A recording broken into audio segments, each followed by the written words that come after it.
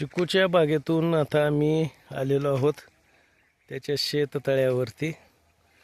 सुंदर असं शेततळं आणि या शेततळ्याची माहिती तो स्वतः देतोय बापू बिरू.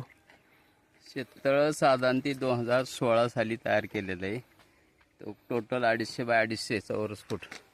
साधारण ते 1.5 एकरामधलं शेततळे. साधारण 5 कोट लिटर पाणी साठते. टोटल हाईट आहे जमिनीच्या खाली 13 फूट आणि वरती भरावा 30 फूट, असं 43 फूट हाईट आहे. त्यामुळं पाणी कॅनलचं आलं की सायपनने ह्याच्यात सोडलं जातं. 4 इंची पाईपलाईननी कमीत कमी 1.5 महिना लागतो शेततळं भरण्यासाठी. ते पाणी वर्षभर ड्रीपद्वारे सगळ्या शेतीला पुरवलं जातं. खूप छान आणि सुंदर असं शेततळं.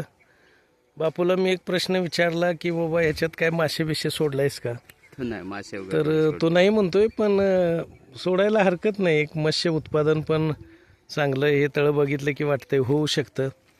बाजूला त्याचा ट्रॅक्टर आहे, ऊस आहे.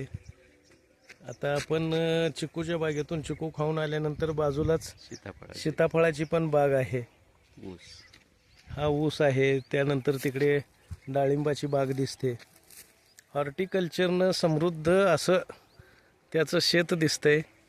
वेगवेगळ्या फळांचा आस्वाद आज इथं घेतलेला आहे आणि छान वाटलेलं आहे. ती नारळाची झाडं दिसतात, तिथं त्याचं घर आहे, शेतातली वस्ती. या वस्तीवरच रात्रीचा मुक्काम मस्तपैकी केलेला आहे. आणि आता त्याच्या शेततळ्याजवळ आम्ही उभे आहोत. आपल्याला दिसत असेल आमच्या पाठीमागे शेततळं. खूप छान, खूप सुंदर. बापूचा मुलगा आलेला आहे बघा, तो लाल टी शर्टवाला ऊस तोडतोय आणि ट्रॅक्टरवरती ठेवतोय. शेतात काम करतोय. जनावरांना कडबा कुट्टीत घालून चारण्यासाठी. जनावरांना हा ऊस आता इथून कडबा कुट्टीमध्ये त्याच्या जाणार आहे. गोट्यामध्ये खूपच जनावरं आहेत त्याच्या.